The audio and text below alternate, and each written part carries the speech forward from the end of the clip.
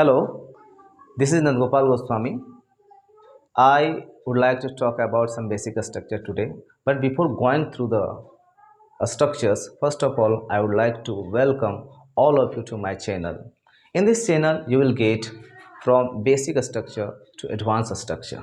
And meanwhile, I will try my best to help you a lot of advanced vocabulary, and at the same time, I will also provide you idioms, phrases, and many more things which are necessary for your communication skills. So without further ado, let's start some basic structure.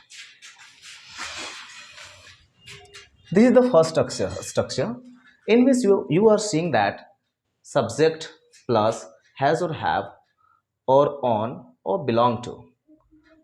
मैं हिंदी में बता रहा हूँ कि ये subject है, फिर has या हैव, फिर ऑन या बिलोंग टू, ये तीनों में से कोई एक। अगर आप हैज़ या हैव लगाते हैं तो साथ में तीनों के साथ में क्या होगा कि नाउन आता है, राइट। सब्जेक्ट प्लस हैज़ और हैव नाउन, या फिर on noun, subject plus belong to noun. Use to refer to one's possession, किसी का पोसेसन मतलब किसी का किसी भी चीज़ पर उसका स्वामित्व है, उसका उस पर अधिकार है, तो in that situation we use this structure, right. उस सिचुएशन में हम इसे यूज करते हैं। Subject plus has plus noun, subject plus own plus noun, या subject plus belong to plus noun. जब हम हैज़ और हैव लगाते हैं तो उसका मीनिंग होता है के पास है, को है, रखता है। Subject plus own plus noun, उस वक्त उसका मीनिंग होता है पर अधिकार है, पर स्वामित्व है। Subject plus belong to plus noun, तो वैसे केस में वह है, का निवासी है, का है, का निवासी है, का सदस्य है। ये तीनों ही सेंटेंस पर अगर आप गौर करेंगे तो आप पाएंगे कि तीनों ही सेंटेंस में किसी व्यक्ति का किसी चीज़ के ऊपर या किसी व्यक्ति के ऊपर स्वामित्व है, मीन्स अधिकार है, उस पर उसका जो है ना राइट बन रहा है। तो वैसे केस में ये तीनों स्ट्रक्चर यूज होते हैं। Let's go through some sentences so that this structure will be clear for us, right? So this is the first sentence. I have a car. मेरे पास एक कार है, मेरे पास है एक car. I have a car. उन्हें बहुत सारा अनुभव है। He has a lot of experience. Mister Rai का इस फैक्ट्री पर अधिकार है। Mister Roy owns this factory. यहाँ पे मैंने क्या लिखा है, ऑन्स दिस फैक्ट्री, यानी उस पर अधिकार है। देखिए यहाँ पे हम जो लिखे हैं कि ऑन मतलब होता है पर अधिकार है, पर स्वामित्व है। जब ऐसे बोलते हैं तो हम ऑन लगाते हैं। Mister Roy owns this factory. मैं बोकारो का हूँ या मैं बोकारो का निवासी हूँ, क्या लिखेंगे, आई बिलोंग टू बोकारो, मैं बोकारो का निवासी हूँ। आप इस सेंटेंस को चाहो तो आप इसको ऐसे भी बना सकते हो कि I am a resident of Bokaro, right. लेकिन लोग ऐसे भी बोलते हैं कि आई बिलोंग टू बोकारो, मैं बोकारो का हूँ। I belong to ABC organisation, मैं ABC ऑर्गेनाइजेशन का हूँ या का सदस्य हूँ। यहाँ पे मैंने एक और लिखा है कि का सदस्य हूँ। जब आप किसी टीम किसी ऑर्गेनाइजेशन का सदस्य हूँ ऐसा भी करना चाहते हो तो I belong to that organisation, ऐसा बोल सकते हैं। मैं वहाँ का निवासी हूँ, I belong to that country, I belong to India, I belong to Bokaro, right. ऐसे आप बोल सकते हो। ये जो हैज़ हैव वाला जो स्ट्रक्चर था, subject plus has have plus noun, इसमें मैंने लिखा था कि जब कोई किसी चीज़ के ऊपर उसका स्वामित्व होता, उस चीज़ पर वो उसका राइट बनता हो, उसका अधिकार बनता हो, तो वैसे केस में हैज़ हैव प्लस नाउन का यूज करते हैं। लेकिन इसका एक और यूज़ है जो मैंने यहाँ पे लिखा है, और साथ ही साथ उसको भी क्लियर कर देना जरूरी है। Subject plus has have plus कोई प्रॉब्लम, कोई डिफ़िकल्टी, कोई एलिमेंट यानी डिजीज़, कोई डिजीज़, ठीक है। तो ऐसे केस में भी हम हैज़ और हैव का प्रयोग करते हैं। यहाँ पे पास है ऐसा मीनिंग तो नहीं आएगा, लेकिन यहाँ पे मीनिंग आएगा को है या है। जैसे इसको जनरली कहाँ पे यूज करते हैं हम, use to denote disease, difficulty, problem etcetera one suffer from और फेसेस। कोई व्यक्ति किसी चीज़ से पीड़ित हो रहा है, सफ़र हो रहा है या फिर उसको फेस कर रहा है, तो वैसे केस में हम हैज़ हैव प्लस वो डिफिकल्टी या प्रॉब्लम को रखते हैं। Sentence, I have cough and cold, मुझे सर्दी खांसी है। We have no any problem, हमें कोई समस्या नहीं है। Ram has financial crisis, Ram को आर्थिक तंगी है। तो यहाँ आई हैव अ प्रॉब्लम ऐसे बोलते हैं लोग। जैसे आपने बहुत जगह सुना होगा कि sir I have a problem, can I share with you. तो आई हैव अ प्रॉब्लम, ये क्या है, इसी स्ट्रक्चर का सेंटेंस है। बहुत से लोगों को कोई भी तकलीफ होती है, कोई बीमारी होती है, he has cancer, he has asthma. So इस तरह से जो है ना वो लोग ऐसे भी बोलते हैं। तो अब मैं कुछ कन्फ्यूज़न पॉइंट्स, कुछ कन्फ्यूजिंग इन स्ट्रक्चर को लेकर के कुछ कन्फ्यूजन्स होते हैं लोगों को, मैं उन चीज़ उसको मैं डील करना चाहूँगा। तो पहले मुझे let me erase this board first so that I will make you understand what are the confusions among this structure, right? Wait for a moment, I will come back to you.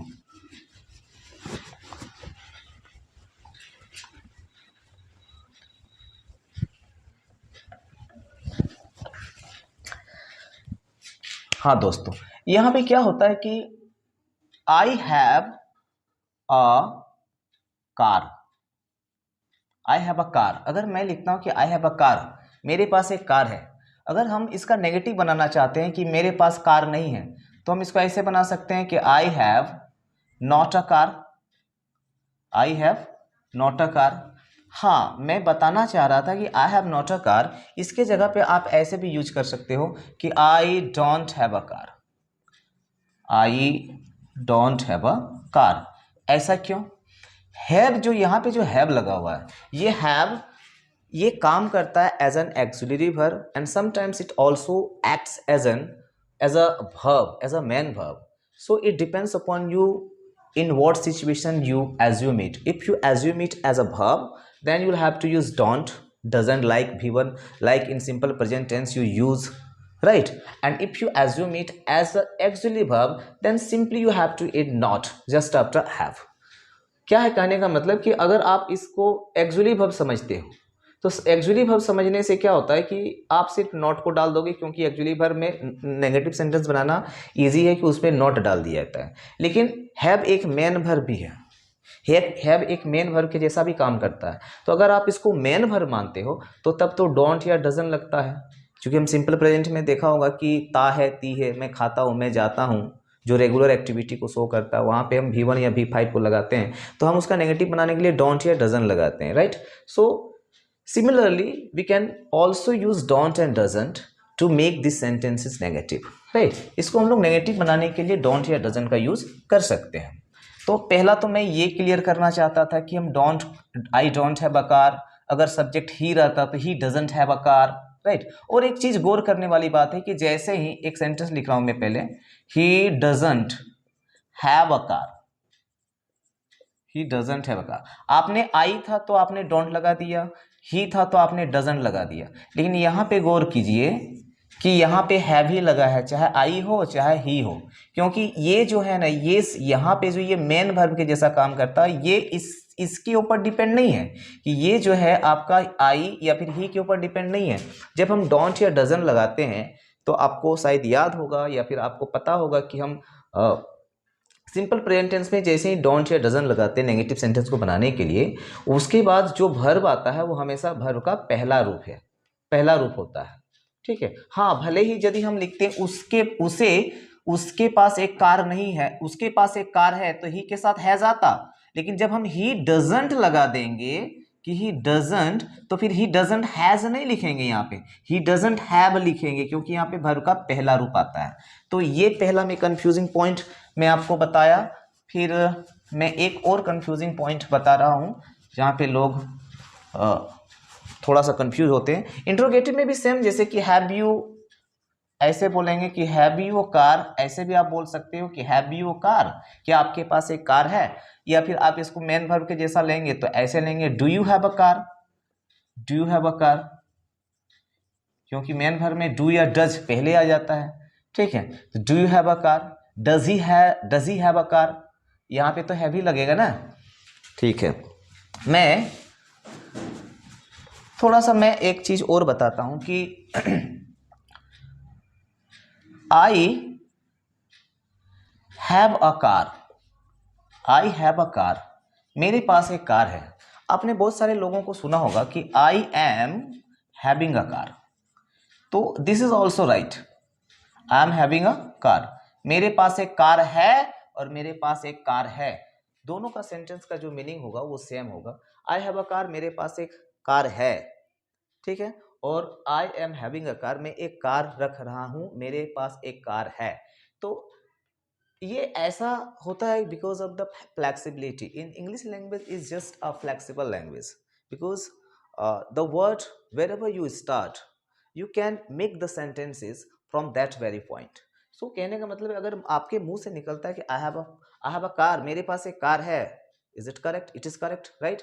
लेकिन अगर आप उसी वक्त बोलते हैं I am, अगर आपका टंग जो है एम पे चला गया और आप यदि बोलना चाह रहे हो कि मेरे पास एक कार है, तो क्या करोगे? I am having a car, ये having a car, this is also correct, both have the same meaning, right. तो ये एक कंफ्यूजिंग पॉइंट था लोगों को कि कोई बोलता है कि आई हैव अ कार, कोई बोलता है I am having a car, both are correct. और कोई कंफ्यूजिंग पॉइंट है तो यस, एक कंफ्यूजिंग पॉइंट मुझे और एक याद आया कि आई बिलोंग टू बोकारो, इसका मतलब हुआ कि मैं बोकारो का हूं, ठीक है। इसी को लोग क्या बोलते हैं, ऐसे बोल सकते हैं कि I come from Bokaro, I come from Bokaro, मैं बोकारो से आता हूं, मैं बोकारो से आता हूं। ऐसे बोलते हैं कि I am from Bokaro, I am from Bokaro, ऐसे बोलते हैं, राइट। तो इसको हम ऐसे ही बोल सकते हैं कि I am a resident, I am a resident, या फिर मेंबर, जो भी है। अगर आप मेंबर हो, अगर कोई ऑर्गेनाइजेशन रहता तो वहाँ पे तो मेंबर होता ना, तो आई एम यहाँ पे निवासी हूँ तो इसलिए आई एम अ रेसिडेंट। अगर कोई ऑर्गेनाइजेशन है तो वहाँ पे member, I am a resident of Bokaro.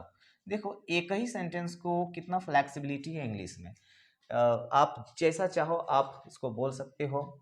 तो ये एक कंफ्यूजिंग पॉइंट ये भी है कि बिलोंग जो होता है ना, ये बिलोंग किसी ऐसे भी यूज होता है, जैसे this book belongs to me, इसका मतलब क्या हुआ?